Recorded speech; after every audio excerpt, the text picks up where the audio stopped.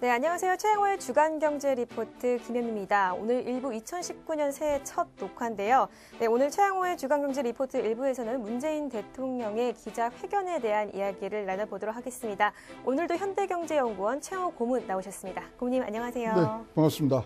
새해 복 많이 받으시고 네, 새해 복 많이 받으세요. 여러분들 하여튼 건강하셔갖고 진짜 추운 겨울 같은 2019년 잘 버티셔갖고 좋은 성과 내시길 바라겠습니다. 네, 오늘 오전에 기자회견이 있었습니다. 문재인 대통령이 이제 여러 가지 이야기들을 했는데 오늘 총평을 좀 해주실까요? 일단 그 포맷부터 좀 바뀌었어요. 그래서 네. 대통령이 이제 본관에서 이제 먼저 신년에 어떤 발표를 하셨고, 그리고 이제 자리를 옮겨서 네. 이제 기자들과 이제 일문일답. 그 자동차에서 내려오는 게 꼭 팝스타가 이렇게 걸어 나오는 듯하게 카메라 각도도 다 그런 식으로 구도가 좀 바뀐 것 그런 같아요. 거는 잘 좋죠. 그리고 새로운 시도니까 우리가 굉장히 좋게 네. 봤고요.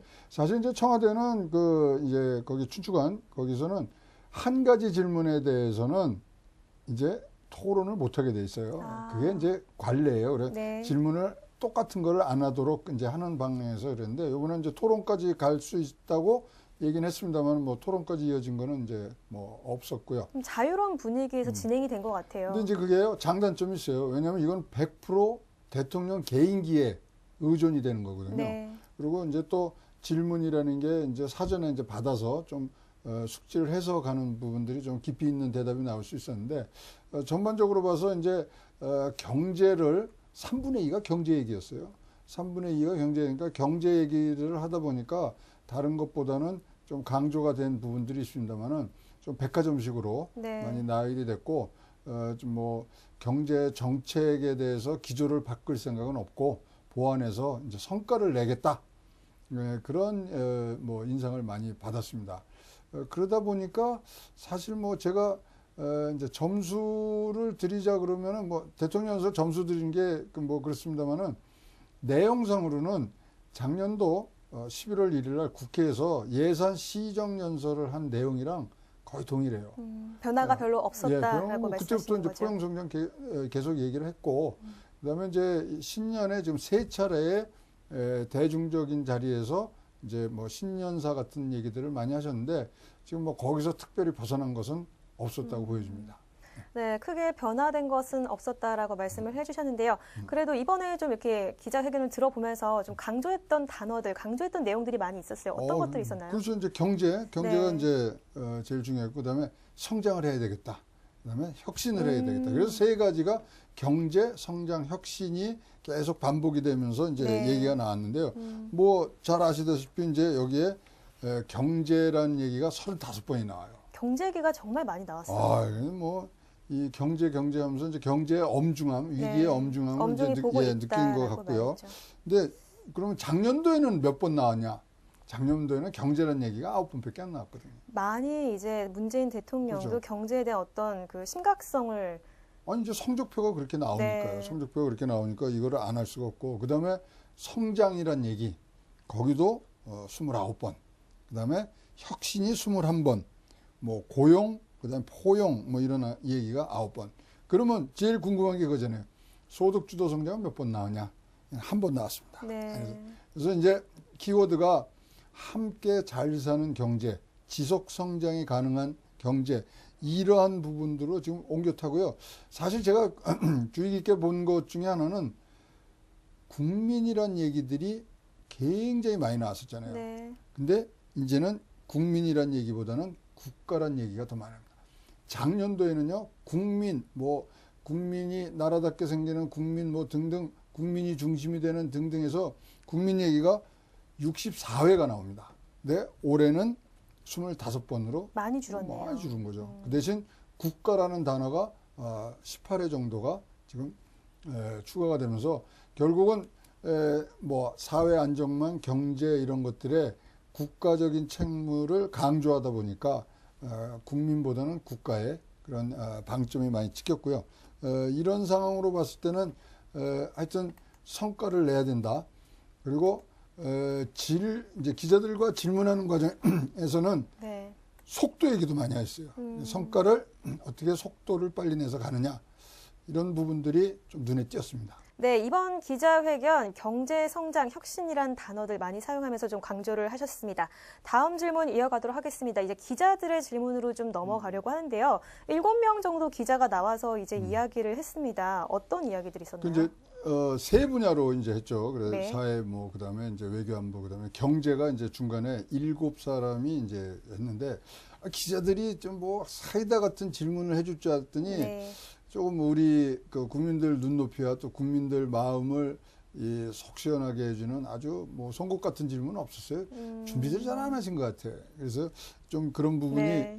굉장히 좀 아쉬웠는데요. 어떤 질문들이 좀 나왔어야 될까요? 아니 그러니까 숫자를 갖고 네. 질문을 하는 그래서 아쉬웠던 대통령이라고 거. 네. 그래서 예의를 갖추느라고 큰 얘기를 하다 보는데 네. 지금 경제는 숫자로 지금 승부를 해야 되는 상황이니까 숫자를 갖다 놓으면서 이건 왜 이랬습니까? 저건 왜 이랬습니까? 그래서 들어가야 되는데 지금 큰 흐름이 이거였거든요. 정책 기조는 잘못된 거 없다. 네. 계속 가겠다. 보완해서 앞으로 조금 더 성과가 나도록 해야겠다. 네. 성과가라는 단어가 제가 기자였으면 성과란 얘기가 나오면 그건 숫자거든요. 네. 숫자를 그러면 어떻게 이번에는 실업률이 3.7%인데 그럼 그걸 얼마나 줄이시겠습니까? 성과의 기준이 뭡니까? 이러고 몰아치는 거는 아니지만 그래도 대통령이 지시하는 목표가 뭔지는 뚜렷하게 국민들이 와 닿게 해야 되는데 네. 전혀 반격이 없었고요. 구체적인 숫자에 대한 언급은 없었다라는 없었죠. 거죠. 근데 한 분이 되게 좀 강한 어조로 이야기를 하신 분이 있었어요. 여자분이 정책 예. 기조에 대한 변화가 왜 없냐, 있어야 되는 거 아니냐, 굉장히 좀 개인적인 감정을 얼굴에 실어서 이야기를 그렇죠. 했는데 어떻게 생각하세요? 좀 비웃는 같은 그런 네, 표정을 중간중간 짓고서 이렇게 미소도 네. 지었었어요. 그렇죠. 기조를 바꿀 생각 없냐? 질문이 그거죠. 기조를 바꿀 생각입니다. 기조를 계속 가려고 그러는 그 자신감은 어디서 나옵니까? 그쵸. 그러면서 피식 웃었단 말이에요. 네. 그래서 이거는 굉장히 도발적인 질문일 네. 수도 그런 거 있겠다. 혹시 원하셨나요? 아니 이제 그거는 당연히 네. 그러니까 지금 성적이 나쁘다. 그다음에 이제 엄중히 바라본다. 이런 것들은 이제 토대가 됐으니까 네. 거기에 항상 들어가는 부분들은 이제 그러면은 어떤 목표를 갖고서 움직이느냐죠. 그러니까 성과가 경제 성장률이 5% 내는 게 성과냐, 2% 내는 게 성과냐, 뭔가 기준이 있을 거 아니에요. 그러니까 성과의 기준은 뭡니까? 좀 계속 양파 까듯이 계속 그 핵심으로 들어가야 되는데 모르겠어요. 그 부분들은 안 나왔고 네. 그러다 보니까 이제 대통령이 답하기가 굉장히 쉬워졌죠.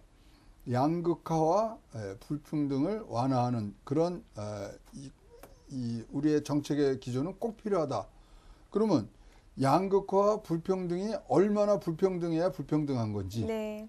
물어보는 거죠. 그리고 분명히 이제 이 교두 그 기자회견문에 보면은 우리나라가 부의 양극화, 경제적 불평등이 세계에서 가장 큰 나라 이런 얘기를 했거든요. 네. 그런 외국인 기자가 그런 이야기를 했었죠. 아니 이거는 대통령이 네. 연설문에 있었죠. 네. 그리고 기자도 이제 양극화가 정말 심한 나라 중에 하나라고 생각한다 이런 이야기를 했었던 것 같은데. 그러니까 그러면 바로 기자들 거기서 팩트 체크가 들어갔어요. 네, 그러지 않은 게 우리나라가요 아쉬웠다. OECD 중에서 가장 불평등이 심한 나라입니다. 끝에서 네. 7번째예요. 네. 불평등한 건 있지만 자 그럼 미국이 불평등합니까? 한국이 불평등합니까? 미국이 더 지니 개수라는 불평등을 재는 개수에서는 우리나라보다 밑에거든요. 네. 등등 우리는 그런 것들로 갔어야 되는데 이런 이 즉각적인 팩트 체크라든가 아니 그러니까 대통령을 상대로 질문한다 그러면 시스템도 받쳐주고 제가 만약에 네. 데스크였다면은 기자와 계속 야 이거는 물어봐 이거는 팩트 체크를 해야 돼 대통령한테 물어봐 이런 등등의 시스템을 갖고 했으면은 굉장히 네. 좋을 것 같았는데 또 두리뭉실 갔다. 네. 그러면 지금 모두에도 말씀드렸지만 작년도 11월 1일부터 지금 계속 같은 메시지가 요번까지 해서 5차례가 지금 나오는 거거든요. 네.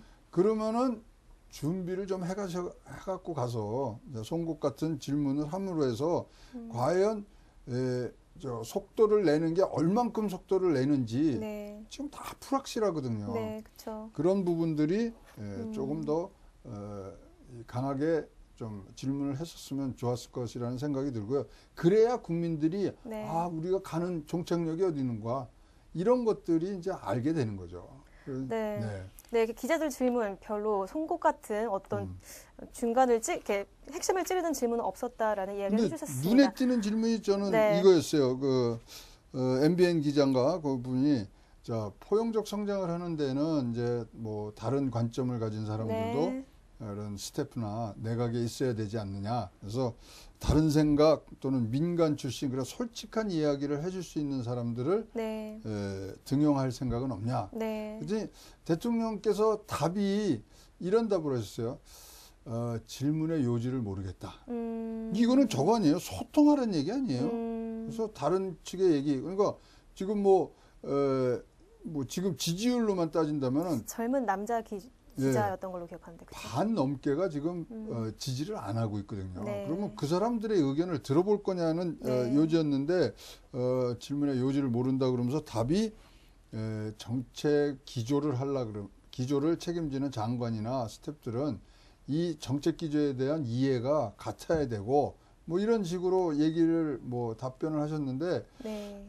조금 인사의 풀과 인재의 풀 그다음에 소통의 풀을 좀 넓혀달라는 그런 질문을 애둘러 한 걸로 보아지는데 또 뭐 국민들이 듣고 싶은 답 그리고 대통령이 해야 될 답은 안 하셨다고 생각을 합니다. 네, 이렇게 소통의 풀, 뭐 인재의 풀에 대한 질문을 한 기자도 있었고요. 또 고용지표 악화에 대해서 이제 질문을 던진 기자가 있었어요. 일본 질문이었죠. 네. 일본 질문인데 사실 가장 듣고 싶은 질문 중에 아니고 핵심 질문 중에 하나라고 네. 생각을 해요. 그래서 고용 부진의 원인이 뭐라고 생각하냐? 최저임금이라고 생각하냐? 근로탄력제냐? 그랬더니 대통령이 이제 오래 지속된 현상, 과거 정권부터 쭉 나오면서 주력 산업의 구조조정을 계속 해오는 관계로 해서 이런 제조업에서 지속적으로 줄어들고 있다. 그래서 서비스 산업도 함께 어려워졌다. 네. 그래서 제조업의 경쟁력 혁신이 필요하다. 특히 아니, 근데 중소기업의 성장이 이게 필요하다라는 답인가 얘기 지금 많이 싶어요. 했죠. 네. 그래서 사실 소득주도 성장이라든가 최저임금, 근로탄력제 뭐 이런 것들이 속도와 강도에 대해서 지금 국민들이 네. 여기에 대해서 지금 굉장히 불편함을 겪고 있고 또 이 뭐 숫자적으로 또 이 지표로 나오고 있지 않습니까? 고용이 악화되고 네. 이런 거에 답을 해주실 줄 알았는데 이런 부분보다는 또 애둘러서 표현을 하신 부분들이 이러면은 어떤 심리를 갖게 되면요, 진짜로 말은 경제 위기가 엄중함으로 알겠다 이러는데 네. 답하는 거는 조금 동문서답이 된 거 아니냐는 네. 생각도 있습니다. 거기다가 지금 지금 사회 변화하는 가치가 있고 트렌드가 지금 바뀌고 있단 말이에요. 네. 그 부분에 대해서 지금 부조화가 나는 부분들이 있었어요. 네. 이제 그 전문에 보면 이제 대통령 연설문 전문에 보면 스마트 팩토리를 많이 해서 생산력을 높여서 제조업의 생산력을 높임으로 우리나라 성장을 이제 더 증진시킨다. 그런데 네. 스마트 팩토리에 뭐 좋죠. 그거 하면 좋은데 스마트 팩토리의 결과는 뭐냐면요. 고용을 줄여야 되는 거예요. 그쵸. 고용이 다 자동화되고 기계화가 된다는 거니까. 예, 기계화되는 그러면 고용을 늘린다는 말과 스마트 팩토리를 가자는 말은 사실 뜨거운 얼음이라는 얘기랑 똑같거든요. 그럼 이게 어떤 식으로 그럼 남는 인원들을 교육시켜서 어떤 식으로 신산업을 만들 것이냐 뭐 이런 것들이 우리가 얘기가 되는데 그런 부분들에 대해서는 조금 이 변화하는 가치를 그러니까 지금도 대통령의 연설문에 담기는 이 시각이 과거 제조업에서 바라보는 미래예요. 지금 우리가 원하는 건 4차 산업 얘기를 하는 거 아니에요. 네. 그런 부분들이 담기지 못했다. 네. 그래서 사실 4차 산업혁명을 얘기하고 국가의 지도자가 혁신을 얘기하고 성장을 얘기하면 사실 우리들 가슴이 뛰어야 되거든요. 네. 젊은이들이 야 이거다 이런 기분이 뛰어야 되는데 제조업을 생산성을 효율성만 높이는 부분으로만 지금 4차 산업혁명을 보는 시각 이것이 과연 2019년도, 2020년에 우리나라의 위기를 건져낼 수 있는 그런 동력을 마련해주는 키워드냐, 거기에 대해서는 점수를 많이 드릴 수가 없습니다. 네, 4차 산업을 바라보는 혁명을 바라보는 시각에 대해서 좀 아쉽다라는 말씀을 해주셨습니다. 다음 또 기자 질문 중에 규제 샌드박스의 활성화에 대해서 또 이야기를 한 기자가 있습니다. 어떻게 보시나요? 이거는 이제 과거의 가치와 현재의 이제 현실이 부닥쳐서 거기서 파열음이 난다. 그래서 지금 이 4차 산업혁명이라는 현실과 네. 과거의 가치가 접점이 되는 곳에서는 네. 충분히 바뀐 시대에 맞게 열린 마음으로 그것을 받아들여야 되고, 네. 적절한 보상을 통해서 네. 이것이 이제 가치의 어떤 융합이 이루어져야 되는데, 그러려면 이제 귀에 번쩍 드는 얘기가 있었죠. 사회적 합의가 필요하다. 네. 사회적 합의가 필요하다는 건 뭐겠어요? 노동이라든가 노동계라든가 또는 기업의 어떤 조금씩의 양보가 필요한 부분들이 있는데요. 네. 사실 이제 이거 물어본 것 중에 이 뭐 관련이 될 수 있는 거는 카풀 제도죠, 지금. 네. 저 이번에 카풀기가 나오기를 사실 기다렸거든요. 네. 그래서 이제 뭐 이런 질문들이 사실 그런 것들에 대한 어떤 우리가 방향타를 좀 만들어줘야 네. 되는데, 조금 이제 시원스럽, 아주 뭐 이거를 풀어주는 그런 신년사로서는 어떤 해결책을 마련하지 못한. 저 그런 같아도 걸로 봐집니다. 어떤 구체적으로 어떤 보상을 줄 것인지, 누구에게 어떤 보상이 어떻게 갈 것인지에 대해서 이야기가 좀 나와야 됐던 거 아닌가, 좀 그런 생각은 했습니다. 그런데 이제 보상이란 얘기 그 자체가 나온 게 이게 네. 사실은 이 걱정거리가 더 되는 거죠. 그럼 일이 있을 때마다 네. 무슨 대타협, 대협의가 있어야 될 때마다 그러면 국가 재정으로 해결할 거느냐. 보상을 해준다는 게, 물론 우리가 사적 제어권, 재산권, 소유권을 뭐 잃게 되는 부분들은 분명히 헌법에 그거는 보상을 해주도록 돼 있습니다만은, 안일하게 적절한 보상이라는 걸로 했을 때, 자, 보상으로만 그럼 다 되는 거냐? 아니죠. 그래서 이 부분도 사실 조금 사회적 합의가 필요한 부분에서는 그때 뭐 돈으로만 되는 건 아니지 않습니까? 그리고 재정 건전성이란 또 대통령, 나라의 지도자가 가져야 되는 막중한 책임을 봤을 때 네. 조금 적절치 않은 단어를 쓰신 거 아니냐, 보상이란 자체를. 그래서 이 부분들은 어떻게 하든지 이제 사회적 합의 방향으로 빨리 정착을 시키셔서 뭐 얘기를 하고, 너무 조급해서 그래요. 오늘 안 되면 내일 하고, 내일 하면 또 모레 하고, 뭐 길게 해서 가야 되고요. 지금까지 뭐 전 세계적으로 나왔던 사회적 대타협 이런 것들이 다 3, 4년씩 걸립니다. 네. 그리고 자기의 밥그릇이 없어지는데 그 정도의 고통은 다들 감수를 하고 방향이 흐트러지지 않게 잡아주는 게 네. 국가 지도자의 역할이라고 생각을 합니다. 네. 그리고 마지막으로 또 남북 경협에 대해서 이야기가 나왔습니다. 이건 어떤 거였나요? 이게 남북 경협은 이제 획기적 동력이 돼서 새로운 활력이 됐으면 좋겠다는 그런 네. 이제 의견을 말씀드렸는데, 거기는 뭐 전 국민이 동의를 할 것 같고요. 그렇죠. 또 이것이 이제 지역 경제의 활력으로 연결될 수 있다는 또 좋은 예도 들어주셨고요. 그다음에 이제 결국은 남북 경협이 우리나라가 겪고 있는 경제 위기를 또 뭐 획기적으로 돌파할 수 있는 출발점이 될 수 있기 때문에 네. 이 부분은 굉장히 많이 하셨는데, 뭐 추후에 그 뭐 안보 쪽 얘기를 하시면서도 빠른 시일 내에 네. 뭐 이 김정은 위원장의 답방이 있었으면 좋겠고, 네. 그다음에 저 북미 정상회담에 있어서 빠른 시일 내에 이제 제재들이 해결되는 방향으로 갔으면 좋겠다는 뭐 그런 의견들을 피력을 했고요. 아마 이제 모든 우리 2019년도에 이 뭐 경제 운영뿐만 아니라 사회 정책의 이 선두에 서는 것은 남북 경협, 남북 어떤 화해의 그런 시도, 평화 협정 뭐 이런 것들이 이제 줄줄이 기다리고 있지 않겠느냐, 그런 뭐 의도들을 좀 읽었습니다. 네. 네, 말씀 잘 들었습니다. 일부에서는 문 대통령의 이 신년 기자회견에 대한 이야기를 나눠봤습니다. 네, 혁신적 포용과 사람 중심의 경제를 만들겠다라고 말한 이 문 대통령 이야기처럼 또 올 한 해에는 포용과 합의를 바탕으로 각각 분야에서 좋은 결과들이 또 열매들이 나오기를 기대하겠습니다. 저희가 준비한 1부 소식은 여기까지고요. 저희는 잠시 후에 2부로 찾아뵙겠습니다.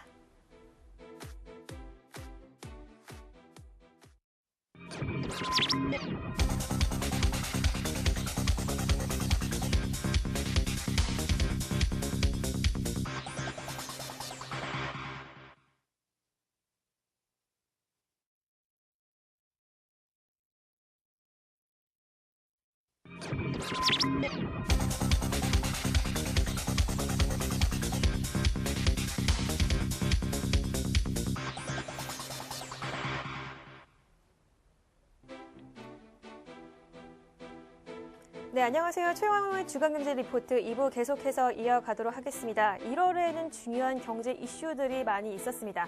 오늘 크게 미중 무역 협상과 김정은 위원장 방중, 그리고 미 연준의 제롬 파월 의장 발언에 대해서 2부를 좀 채워가 보도록 하겠습니다. 네, 그렇다면 먼저 이 1월 첫 번째로 이 미중 무역 협상에 대해서 좀 이야기를 나눠보려고 합니다. 오늘 미중 무역 협상 어땠나요? 이 1월 7일, 8일 날 당초 계획은 그렇게 양일간 하도록 돼 있는데 하루를 더 늘렸어요. 연장을 했었죠. 연장을 해갖고 네. 이제 했고 미국 협상단들은 지금 다 이제 귀국을 해서 오늘 이제 공식적으로 이제 발표할 부분들이 있고요. 네. 근데 일단은 잘 됐다. 긍정적인 어떤 결과가 나왔다라고는 이야기를 나왔는데 했어요. 이것이 어디 눈높이에서 나온 거냐, 이제 그런 것들이 이제 중요하죠. 네. 자, 미국 측 그 대표단들은 참 잘 됐다. 좋은 협상이었다. 그런데 얻어간 게 좀 있고요. 그 다음에 이제 중국 측은 공식 발표를 봐라. 이런 식으로 지금 대응을 하고 있어요. 그러다 보니까 지금 이제 사실 이제 무게추가 어디로 갔는지는 잘 판단하기는 어렵습니다만은 일단은 파국으로 안 간 거에 대해서는 굉장히 점수들을 많이 주고 그러다 보니까 증시가 반응을 했죠. 네. 그래서 이제 올라오고 이런 부분들이 이제 차츰차츰 쌓여야 됩니다. 그래서 협상이라는 게 한 번에 끝낼 수 있는 협상은 아니고요. 특히 이제 트럼프 대통령이 그런 얘기 많이 했어요. 자기 이제 트위터로 지금 협상 잘 되고 있다. 좋은 결과가 나올 거다. 뭐 등등의 얘기를 해서 일단은 잘 됐고요. 이제 다음 주에 워싱턴 DC에서 네. 장관급 회의가 개최될 예정입니다. 네. 그래서 이번에 이제 장관급 회담에 어떤 식의 결말이 나는지 이런 부분들이 이제 궁금해지는 거죠. 네. 이렇게 미중 무역 협상 좋은 결과가 나왔다라고 이야기를 하는데 이렇게 순조롭게 진행된 어떤 요인이 있을까요? 일단 앉자마자 중국 측에서 사실 이제 일단 양보 아니라고 할지는 모르지만 하여튼 자기네 이제 보따리를 풀었어요. 제가 기사로 봤을 땐 중국이 그래도 양보를 어느 정도 한 것으로 보인다. 이렇게. 근데 사실은 양보보다는 작년도 12월 1일 날 아르헨티나에서 시진핑과 트럼프가 만나서 그때 몇 가지 합의를 했거든요. 네. 그래서 그때 벌써 시진핑이 내놓은 보따리예요, 사실. 농산물 많이 사주겠다, 에너지 많이 사주겠다. 근데 하나가 더 추가되면서 급물살을 탔죠. 이 GMO, 이 유전자 조작한 그 농산물도 수입하겠다 이렇게 된 거예요. 네. 그러니까 굉장히 큰 거죠.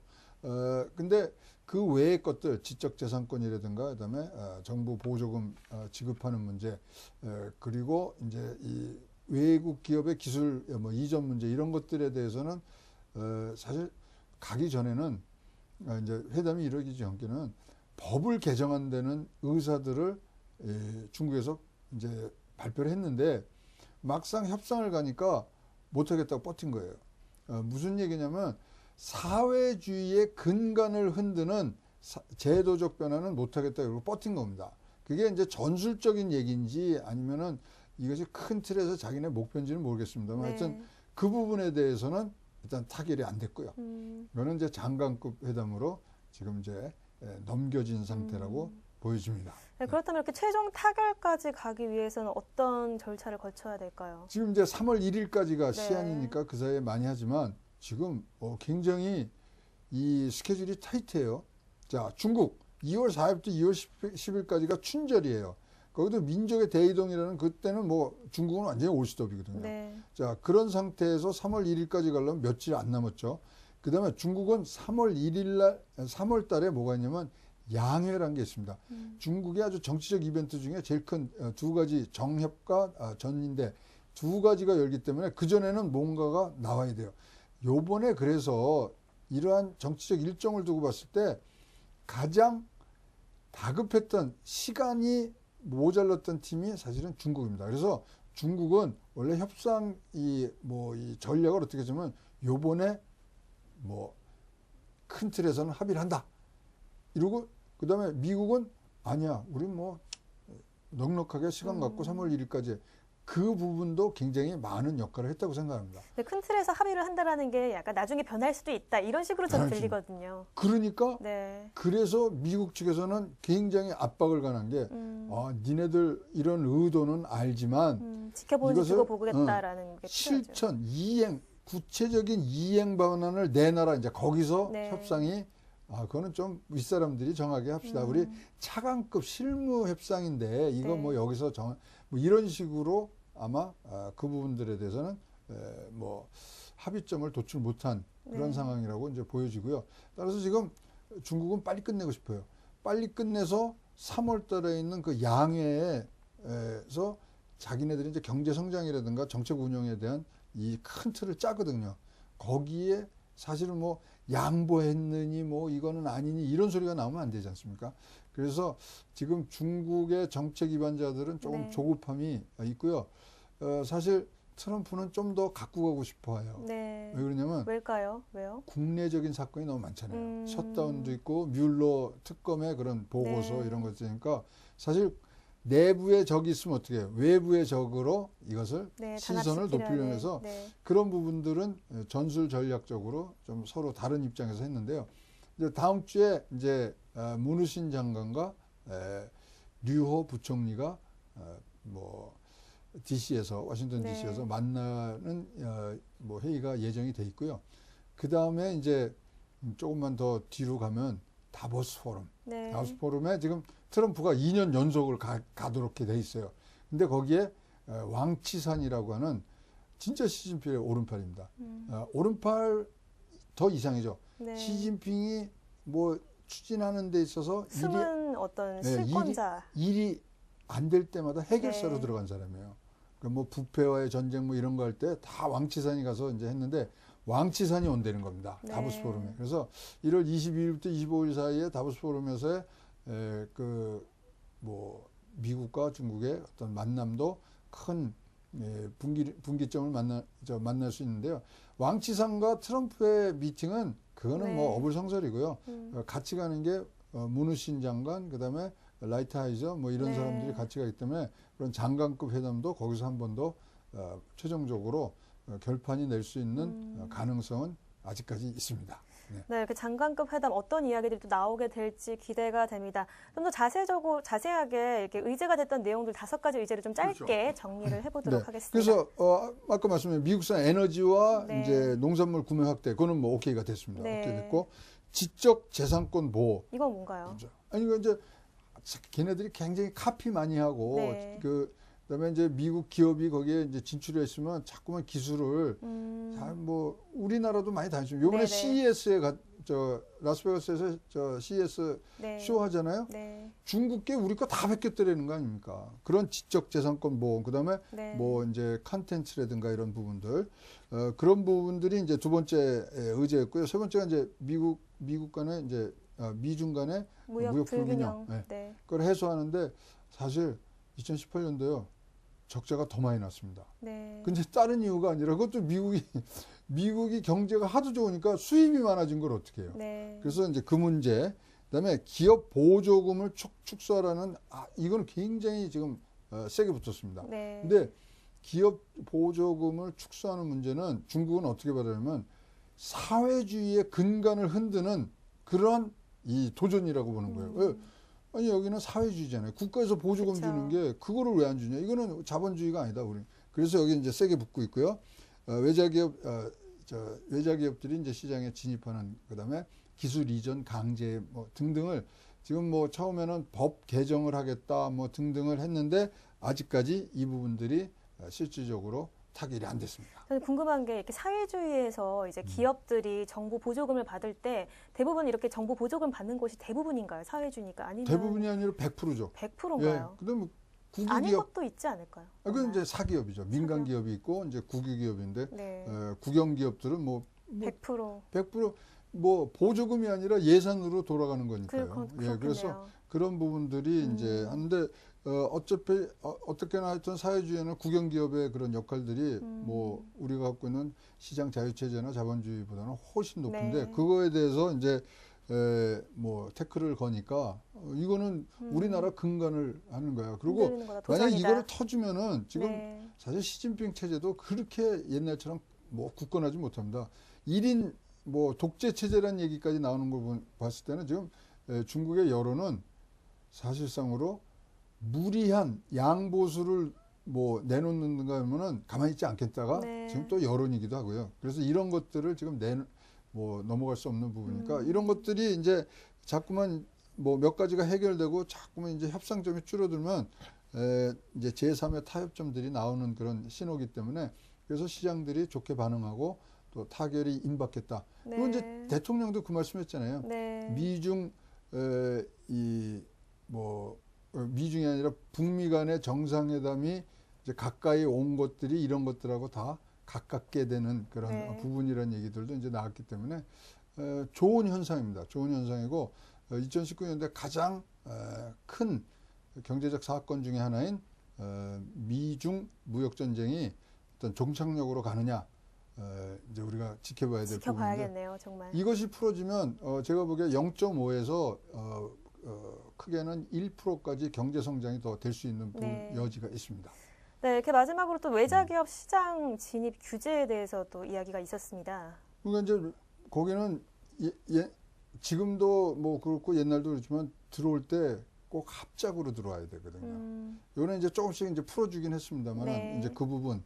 그다음에 요번에 이제 이 뭐 확인이 성명에 이제 발표가 어떻게 될지 모르지만 금융시장도 지금 개방을 했다는 거예요. 네. 그래서 요거는 같이 봐야 되는데 외자 기업들이 시장을 진입을 규제할 때 그런 출자의 제한, 그다음에 비관세 장벽들이 너무 많거든요. 그런 부분들을 법으로 개정해서 우리한테 달라 이랬거든요. 아직까지 요거는 진전사항이 없습니다. 네, 이렇게 전반적으로는 그래도 미중 무역 전쟁 합의가 긍정적으로 나왔다라고 네, 이렇게 정리를 할 수 있을 것 같고요. 다음으로 김정은 위원장의 이 방중에 대한 이야기를 좀 나눠보려고 합니다. 어제 이제 김정은 북한 국무위원장이 중국을 이제 방문을 했거든요. 그러니까요. 이거 어떤가요?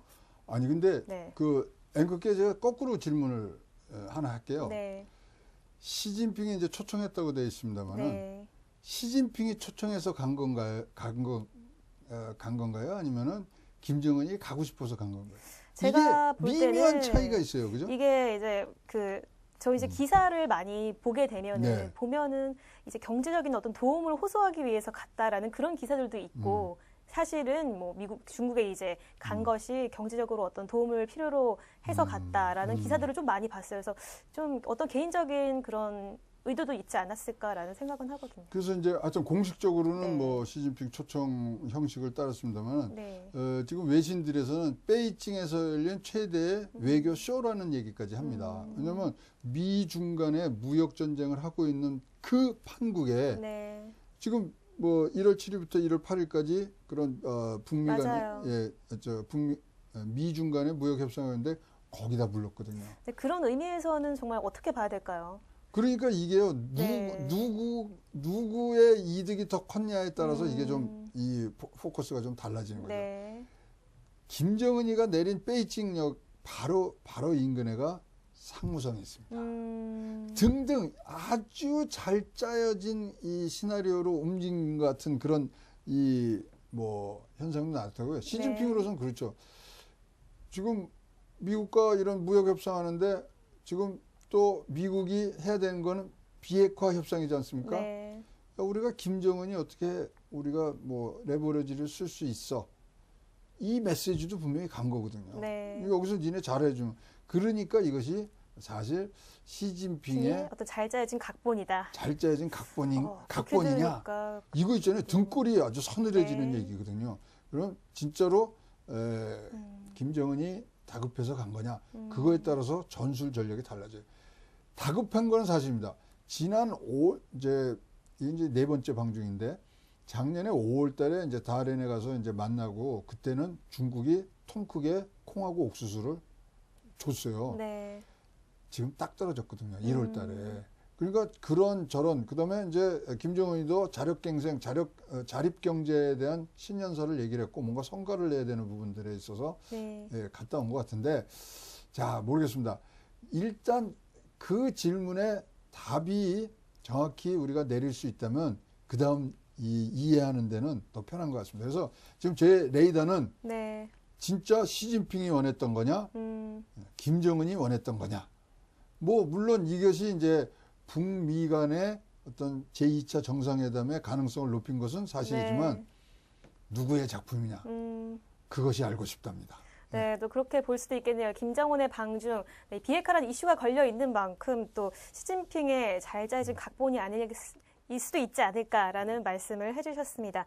네, 다음 질문 또 이어가도록 하겠습니다. 이 김정은 위원장이 신년사에 보면 자립 경제에 대한 이야기가 많이 나오는데 이 시진핑 주석과 경제 협력에 대한 이야기도 나왔다고 들었습니다. 어떤 이야기들 주로 있을까요? 이 부분도 이제 조금 의문시돼요. 자, 이제 오고 간 거를 빼면 1박 2일 정도의 이제 그 시간인데, 자, 회담 시간이 어느 정도 된 것 같아요. 두 사람이 지금 알려지기로는. 글쎄요. 앵커께서는 공식 회담은 1시간이었습니다. 네. 밥 먹는데, 점심 먹는데 3시간, 저녁 먹는데 4시간. 네. 그러면 우리가 뭐 정상회담 할 때도 얘기가 나올 수 있습니다만, 거기서, 시진핑 주석, 우리 인민들이 배고픈데 식량 좀 더 이 얘기는 안 나오거든요. 근데 워낙 자주 봤던 사이니까 또 그런 본격적으로 그런 단도직입적으로 나올 수도 있지 않을까요? 그러니까 주고받은 그런 얘기들은 사실 이 정상회담 1시간짜리에서 할 건데 적절하지 않다. 거기서 나왔을 건가? 가능성은 좀 낮다. 네.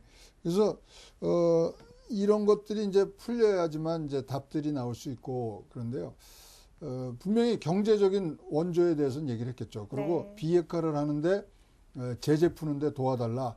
거기에 이제 많은 이제 노력과 그다음에 이 시간들을 할애를 한 것 같고요. 그래서 이것도 좀 의심스러워요.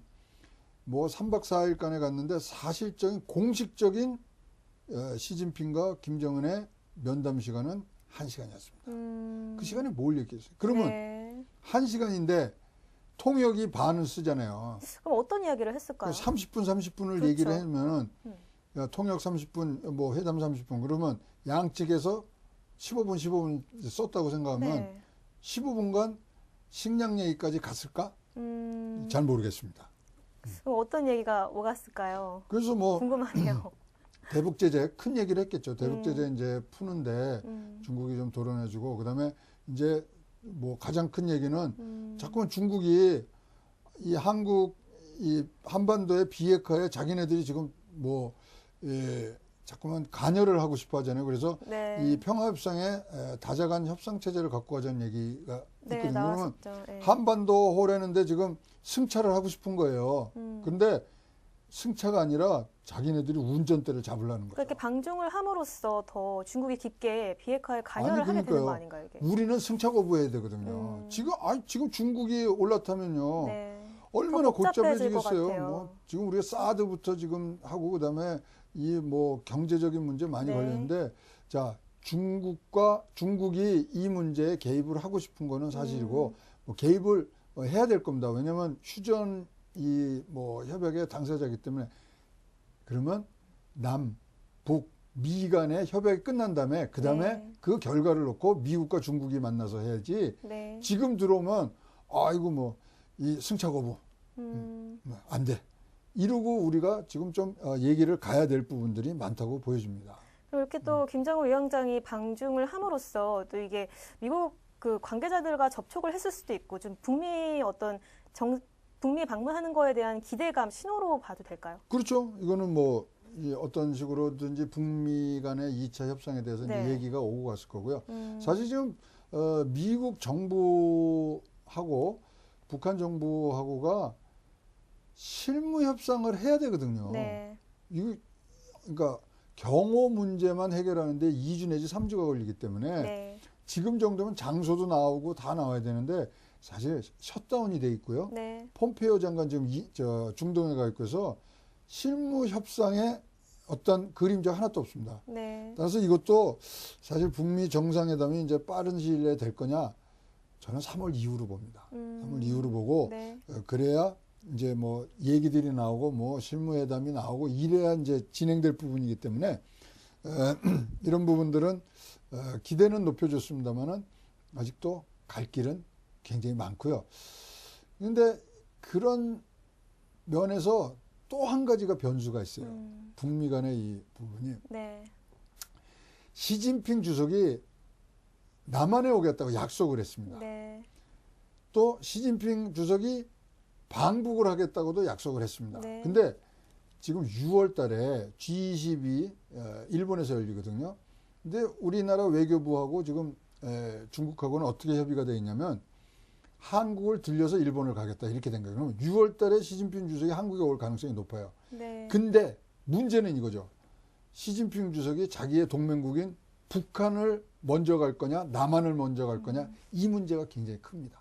이 복잡한 삼각관계 같은데요. 아, 그러니까요. 네. 그러면은 지금 요번에 김정은이 방북을 한 이유 중에 하나도 빨리 먼저 와달라. 북한에 먼저 와서 얘기를 해달라. 근데 바쁘거든요. 지금 3월달 양해까지는 시진핑이는 시간을 낼 수가 없는 사람이니까.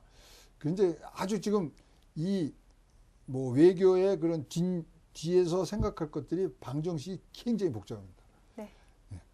네, 다음 주제로 또 넘어가도록 하겠습니다. 제롬 파월 연준 의장에 대한 이야기를 해보려고 하는데요. 아까 이제 미국 정부 연방 정부의 셧다운 이야기를 하셨잖아요.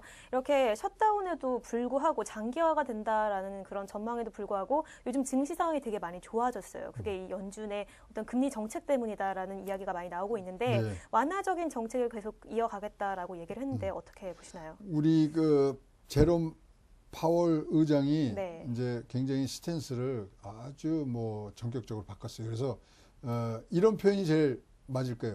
우리 파월 의장이 바뀌었어요. 네. 완벽한 변신입니다. 딱 맞는 표현이네요. 이 사람이 이제 원래 매파였거든요. 매파였는데 매파라는 건 아주 이제 빠른 속도로 이제 금리를 올리는 매파였는데 완전하게 이번에는 비둘기파로 돌렸습니다. 네. 그러다 보니까 외신에서는 어떻게 표현하냐면 이제는 매파도 비둘기파도 아니고 현명한 부엉이파다. 이제 부엉이라는 게 미네르바의 그 지혜의 신이라는 미네르바가 데려가는 지혜의 상징인 네. 부엉이. 똑똑해졌다 이거죠. 야가지고. 그래서 요번에 이제 제롬 파월 의장이 이렇게 하다 보니까 이제 뭐 금리를 올리는 부분들이 속도도 넣지만 네. 뭐라 그랬냐면 이제 경제 상황을 보면서 자기가 속도 조정도 할 수 있고 네. 정책을 선회해서 바꿀 수도 있다는 거예요. 유연성을 뭐 굉장히 많이 부여를 한 겁니다. 경기에 대한 자신감도 굉장히 많이 내비쳤어요. 자신감뿐만 아니라 네. 만약에 나빠지면 그것을 고집을 안 하고 돌리겠다. 이런 부분들을 얘기했기 때문에 제롬 파월이 바뀌었어요. 제롬 파월이라는 사람이 이제 어떻게 평가가 됐냐면요.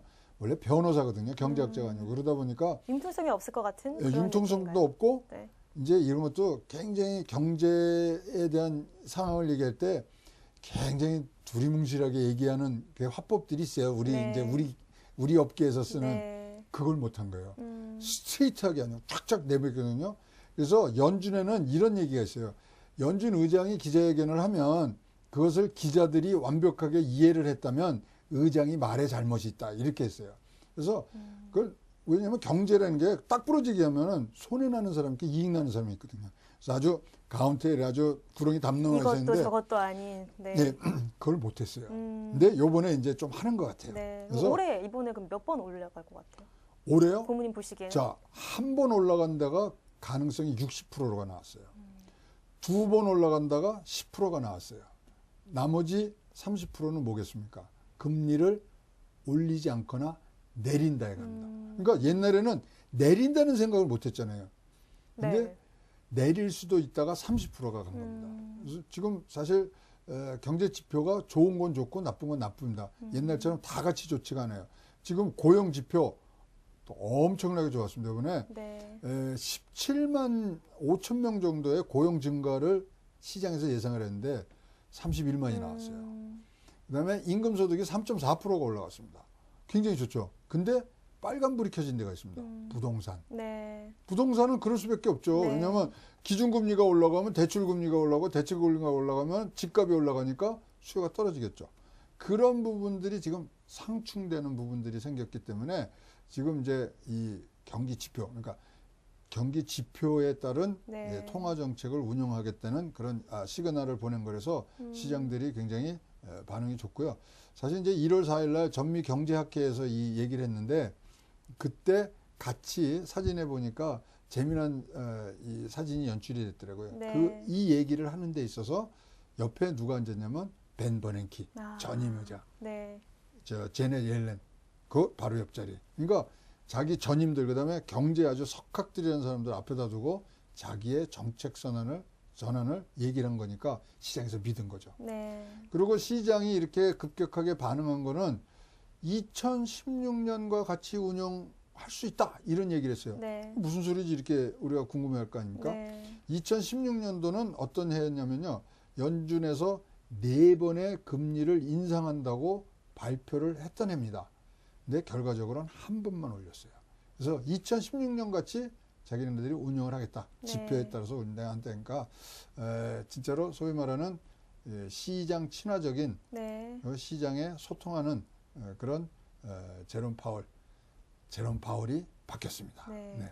네, 이렇게 완화적인 근데 정책이 계속 이어진다면 자산 시장에도 변화가 있고 또 우리나라 한국은행을 비롯한 우리나라 시장에도 변화가 있을 것 같아요. 그렇죠. 금리가 오르고 내림에 따라서 네. 가장 영향을 받는 것은 채권 시장. 네. 그죠? 채권 시장이 지금 어떻게 움직일 것인가. 그다음에 금리 오르는 것에 따라서 또 이런 이 안전 자산을 어떻게 할 거냐, 위험 자산을 어떻게 할 거냐에 따라서 네. 주식 시장이 움직이고, 그다음에 금리가 가장 또 영향을 미치는 부동산. 네. 이런 부분들이 뭐 이제는 어떤 식으로 가야 되는지 불확실성, 얽혀 있네요. 얽혀 있죠. 네. 따라서 2019년도 자산 운영을 하시는 데 있어서는 네. 포트폴리오를 진짜 좀 굉장히 전문가들이라든가 의논을 하셔야지 2019년도에는 한쪽으로 뭐 우리가 얘기하는 시쳇말로 몰빵을 하시면은 뭐 하이 리스크가 될 확률이 굉장히 높기 때문에